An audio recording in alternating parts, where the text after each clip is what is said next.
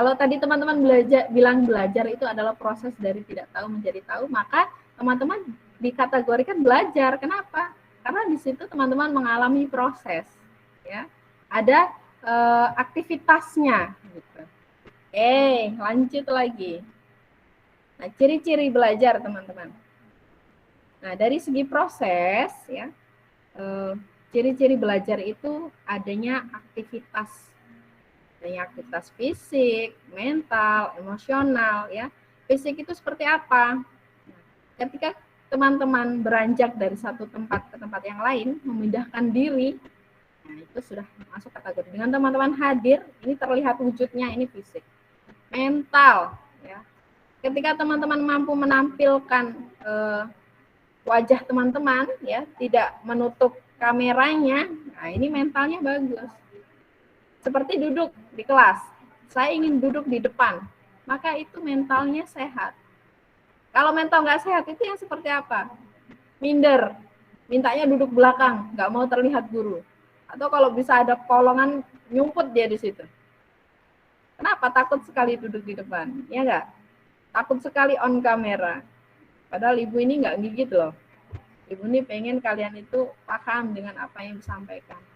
Kalau kalian off kamera, kadang-kadang ibu berpikir seuzonnya ya, mungkin kalian sedang tidur ya, sedang sambil nonton TV, terus aktivitas lain berjalan, mungkin sedang ada di motor. Jadi aktivitas pembelajarannya itu tidak sehat, ya. Bisa jadi itu hanya formalitas teman-teman untuk masuk ke dalam virtual. Makanya ibu bilang on kamera, jadi ibu tahu, ya. Karena ini adalah interaksi.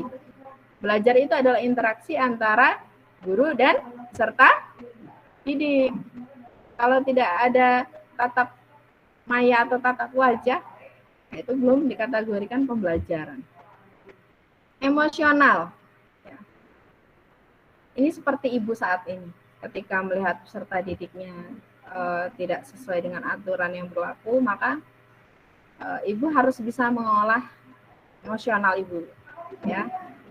Lalu ibu juga bisa mengolah bagaimana ibu harus mengekspresikan mimik wajah ibu ketika ibu menyampaikan materi, ya. Walaupun permasalahan ibu ada banyak sekali, tapi namanya pendidik itu harus profesional.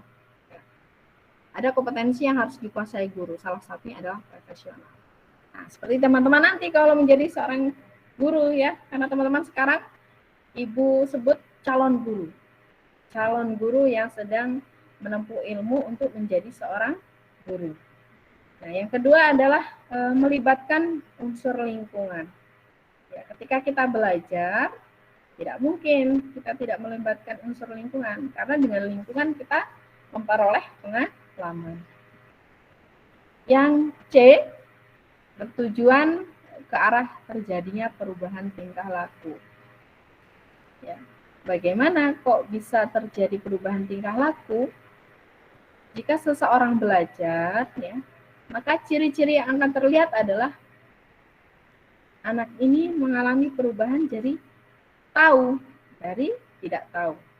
Misalkan, sebelum teman-teman belajar mata kuliah belajar dan pembelajaran, apakah teman-teman tahu yang dinamakan teori belajar? Tahu tidak? Tidak, Bu. Tidak, Bu. Tidak. Nah, dengan teman-teman membaca sudah tahu atau belum? Tahu, Bu. Tahu. Nah, itu berarti ada perubahan tingkah laku. Ketika teman-teman sudah memiliki pemahaman, maka teman-teman akan bersikap dalam proses pembelajaran itu berbeda. Contoh yang lainnya, ketika ibu menyampaikan bahwa ketika proses pembelajaran, kalian harus menjaga sopan santun atau menjaga sikap kalian. Maka ketika sudah diberitahu sikap yang baik itu seperti apa, teman-teman lakukan. Nah, itu terjadinya perubahan tingkah laku. Oke, yang kedua dari segi hasil. Bersifat relatif tetap. Diperoleh melalui usaha. Bersifat relatif tetap ini ya seperti tadi. Jika teman-teman diberikan sebuah pemahaman, lalu teman-teman mampu mengimplementasikan, maka ini sebuah ciri belajar. Tapi ada Bu, saya belajar tapi lupa, itu nggak manfaat.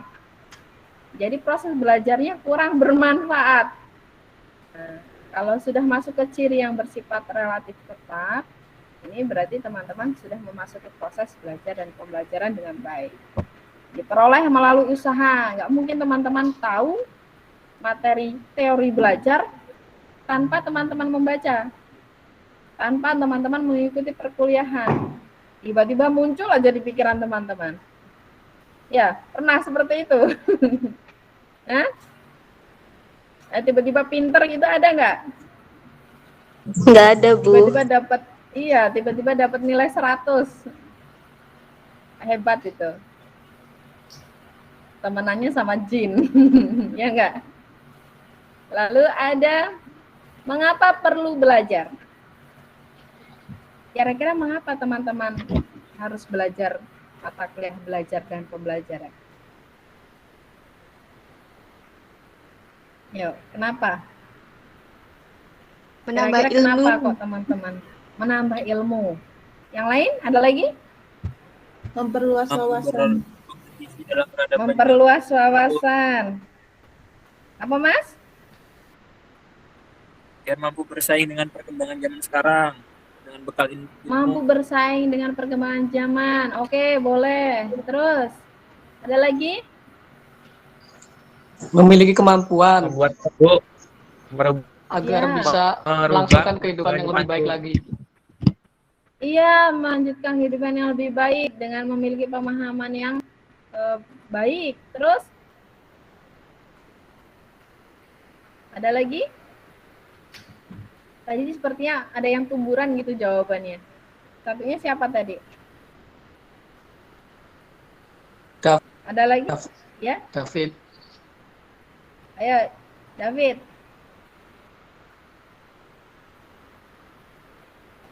David atau siapa tadi yang ngomong? Oke, mengapa perlu belajar? Tentu yang pertama, potensi manusia bersifat laten dan terbuka. Jadi, karena kita memiliki kemampuan ya, kemampuan dalam berpikir, kemampuan untuk menerima sebuah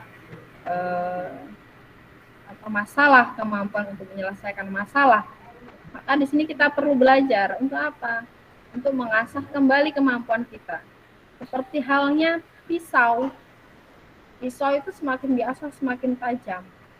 Maka semakin berfungsi, semakin dia kuat untuk memotong sesuatu yang keras. Nah, seperti kalian. Semakin teman-teman belajar, semakin banyak pengetahuan yang teman-teman peroleh, maka banyak hal yang bisa teman-teman lakukan. Orang kalau pinter itu multi talenta, teman-teman. Ya. Nggak cuma mengajar, dari pemahaman yang lain dipelajari juga, ya, sehingga ketika terjun di lapangan multi talenta, masyarakat banyak yang mencari. Makanya kalau orang pinter itu nggak perlu dicari-cari, dicari orang, ya, pekerjaan ditawarkan, nah, seperti itu, karena dia dibutuhkan ya. Yang kedua, pertumbuhan dan perkembangan manusia lebih banyak terjadi secara alamiah. Ya. Kenapa?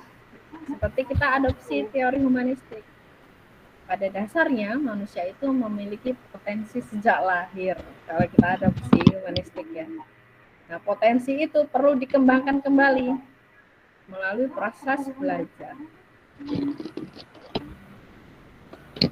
Pembelajaran. Kalau tadi kita bahas belajar, pembelajaran peserta didik, maka adanya interaksi di sana. Selanjutnya, bagaimana ciri-ciri pembelajaran? Nah, ciri-ciri pembelajaran yang pertama adanya unsur guru. Kalau pembelajaran dilakukan hanya siswa saja, itu masuk dalam kategori pembelajaran atau bukan? Bukan, Bu. Kan tadi pembelajaran itu interaksi antara guru dan peserta didik. Oke, bagus. Berarti kalau tidak ada unsur guru, bukan dikategorikan pembelajaran. Adanya unsur siswa, gurunya aja sendiri yang ngomong. Itu masuk kategori pembelajaran atau bukan? Bukan, Bu. Nah, Bu. Bukan, Kalau Ibu Bu. berikan contoh, ada seorang guru yang sedang merekam dirinya menyampaikan materi itu tanpa ada peserta didiknya, itu masuk pembelajaran atau bukan? Masuk. Masuk. Masuk. Masuk nggak? Masuk, Bu. Masuk. Iya, itu adalah salah satu alat atau bahan dalam pembelajaran. Jadi itu belum dikategorikan pembelajaran karena itu hanya medianya atau bahan ajarnya. Karena Ibu tadi bilang apa? Guru yang merekam menyampaikan materi tanpa ada peserta didik. Maka itu bukan disebut pembelajaran, tapi mempersiapkan materi ajar atau bahan ajar. Atau disebut sebagai alatnya dalam mengajar. Ya enggak? Coba pahami dulu pengertiannya. Adanya interaksi peserta didik dan pendidik. Yang ketiga, adanya aktivitas guru dan siswa. Ketika ada guru, ada siswa, tentunya harus ada aktivitas. Kalau cuma diem aja antara ibu dengan kalian, masuk virtual terus diem aja gini. Kira-kira memperoleh pemahaman atau tidak? Tidak, Tidak. ya? Enggak, Bu. Betul. Tidak, Bu. Yang keempat, adanya interaksi antara guru dan siswa. Lalu bertujuan ke arah perubahan tingkah laku siswa. Nah, ini bertujuan ke arah perubahan tingkah laku siswa, tentu harus ada perencanaan pembelajaran. Dalam perencanaan pembelajaran, tentu di situ ada tujuan pembelajarannya. Jadi kita belajar itu harus ada tujuannya. Untuk apa? Untuk mengetahui ya hasil yang diperoleh dari belajar itu sendiri. Kalau tidak ada tujuan pembelajaran, maka ketika proses pembelajaran lari ke sana, lari ke sini, nggak fokus pada materi apa yang akan disampaikan. Gitu ya.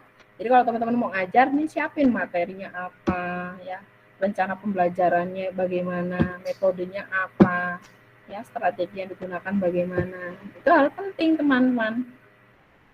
Jadi ketika kita melakukan proses pembelajaran harus memiliki tujuan pembelajaran supaya ada perubahan tingkah laku siswa. Keenam, proses dan hasilnya terencana atau terprogram. Ya, seperti yang Ibu sampaikan tadi, harus ada rencana pembelajaran. Mengapa perlu pembelajaran? Ya, tentu yang pertama adalah peristiwa belajar ini selalu terjadi atas inisiatif dari individu. Manusia itu selalu punya berkeinginan atau berambisi untuk melakukan sesuatu hal, penasaran dengan sesuatu hal yang baru. Ya, ingin melakukan perubahan, itu manusia, itu udah sifatnya seperti itu. Yang kedua, individu memerlukan bantuan untuk mengembangkan potensi yang ada pada dirinya. Orang itu nggak akan pernah cukup. Ketika dia sudah bisa, maka dia akan mempelajari hal yang lain, ya, sehingga memperoleh hal yang baru, lalu hal yang baru. Orang punya motor nggak cukup, pengen punya mobil. Udah punya mobil nggak cukup lagi, pengen punya rumah, ya nggak? Itu adalah sifat manusia. Nah, di sini yang ketiga perlunya lingkungan yang kondusif guna mencapai perkembangan individu secara optimal. Ya. Nah, peran lingkungan ini penting, teman-teman. Karena kita terbentuk kadang-kadang juga dari lingkungan. Dari lingkungan keluarga, lingkungan masyarakat, lingkungan sekolah, ya. Kebiasaan, habit kita itu terbentuk dari lingkungan kita. Kalau kita memperoleh lingkungan yang baik, maka habit yang kita akan peroleh habit yang baik. Ya. Kita akan mengimplementasikan sikap-sikap yang baik. Kalau lingkungan kita rusak, ya, omongannya kasar, jorok, tentu itu akan terbentuk juga dalam diri kita. Karena sering kita dengar, maka kadang-kadang refleks, diikuti, ya enggak? Ini teman-teman yang suka temenan sama orang-orang yang suka ngomongnya frontal, bahasa binatang keluar semua, ya. Cowok-cowok ini yang biasanya seperti itu. Ya enggak? Cowok-cowok di sini baik-baik ya? Enggak seperti itu ya? Walah, Bu, lugu-lugu, Bu. Oh, lugu-lugu. Oke, bagus. Kalau lugu-lugu ini, Ibu senang. Ya, yang seterusnya adalah faktor-faktor apa saja yang mempengaruhi proses dan hasil belajar.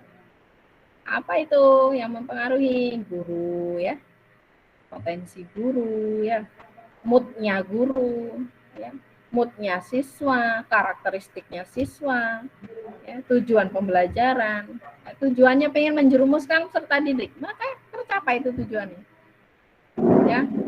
Kita pengen mencerdaskan peserta didik, maka tujuannya akan tercapai, peserta didiknya cerdas ya.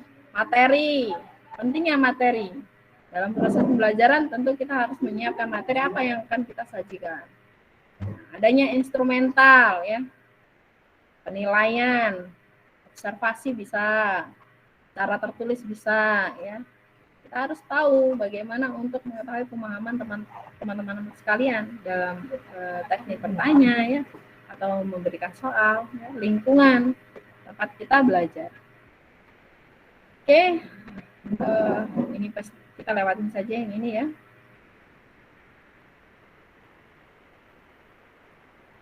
Nah, ini bisa teman-teman baca nanti ya. Kita masuk pada tujuan pembelajaran. Nah, tujuan pembelajaran ini ada jenisnya teman-teman. Ada tujuan kurikuler ya, sesuai dengan standar kompetensi. Ini menggambarkan perilaku internal dalam lingkup yang luas. Tujuan kurikulernya apa? Kalau kebijakan yang ditetapkan dalam pemerintah tentu ingin mencerdaskan kehidupan bangsa dan negara.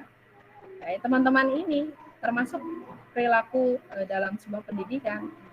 Nah, tentu ada standarnya. Standarnya apa untuk mencapai tujuan tersebut? Yang kedua, tujuan pembelajaran secara umum, yaitu kompetensi dasar. Dalam mata kuliah ini, Ibu menginginkan teman-teman ini mau jadi apa sih? Tentu kalau teman-teman sudah masuk PG SD, berarti tujuannya adalah menjadi guru SD.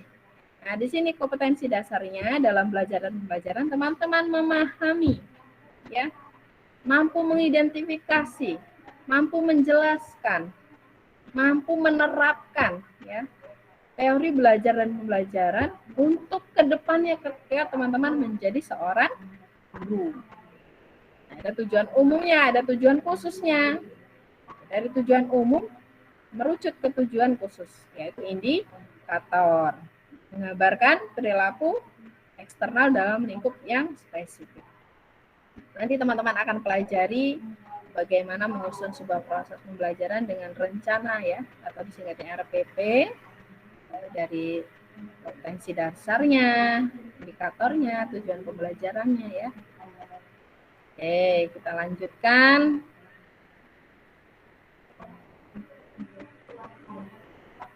Nah, jenis-jenis perilaku yang diharapkan. Ada ranah kognitif, pengetahuan, ada ranah afektif, ada ranah psikomotorik. Apa sih Bu kognitif itu? Ya, ranah kognitif ini adalah sebuah kegiatan ya, yang meningkatkan kemampuan mengingat dan berpikir peserta didik. Nah, ini pemahaman teman-teman ini harus dikembangkan ya. Ini kognitif ini adalah ranah pada kemampuan berpikir dan mengingat. Untuk apa tujuannya? Untuk memecahkan masalah yang ada di lingkungan teman-teman. Untuk memecahkan masalah pembelajaran ya. Lalu di ranah kognitif ini, nah, ini nanti ada deskripsinya, teman-teman nanti bisa baca teori taksonomi Bloom ya. Ada 6, pengetahuan, pemahaman, penerapan, ada analisis ya, lalu sintesis, lalu ada evaluasi. Nah, kalau afektif apa Bu? Afektif ini sikap, jenis yang berkaitan dengan nilai, norma ya, sikap, perasaan, kemauan. Nah, ini masuk ke dalam kategori afektif. Misalkan Ibu memberikan pemahaman kepada teman-teman bahwa bersikaplah yang baik supaya teman-teman dihormati oleh orang lain. Ketika teman-teman terapkan, ya, sopan santun di lingkungan teman-teman, maka nilai-nilai afektif ini akan tertanam pada orang-orang yang melihat teman-teman, orang ini baik, orang ini sopan, gitu ya. Orang ini mau menolong, orang ini bertanggung jawab, orang ini disiplin. Itu pada ranah afektif. Ya, ada penerimaan, ada partisipasi, ada penilaian, organisasi, pembentukan pola hidup. Ini masuk dalam kategori afektif. Lalu psikomotorik. Apa itu psikomotorik? Ya. Ini sebuah perilaku yang menyangkut aspek keterampilan pergerakan. Ada orang yang dalam kognitifnya rendah, tapi keterampilannya bagus. Ada yang seperti itu. Teman-teman merasa dalam kategori mana yang menonjol? Kognitifnya, afektifnya, atau psikomotoriknya?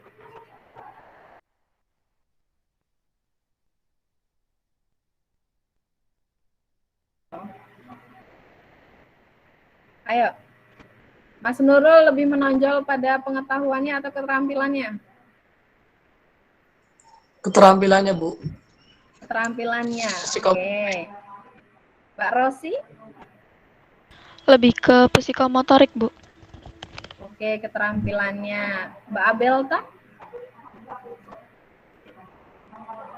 Mbak Abelta lebih dominan di mana, Mbak Abelta? Maaf Bu, suaranya kecil banget, nggak kedengeran. Suara Ibu kecil ya? Mohon maaf Iya, Bu. ya, Mbak Abelta kok nggak informasi dari tadi. Mbak Winarti? Lebih ke ranah psikomotor sih Bu. Keterampilan. Nah, mayoritas ya orang itu tidak pede dengan pemahamannya. Nah, bagaimana cara mengetes bahwa kognitif kita bagus? Yaitu dengan cara mengerjakan tes tertulis ataupun tanya jawab. Kalau keterampilan ini lebih pada produk ya, lebih kepada pengembangan produk. Mungkin teman-teman terampil dalam dongeng, terampil dalam bernyanyi ya, atau membuat sebuah kerajinan. Nah, itu masuk dalam kategori psikomotorik.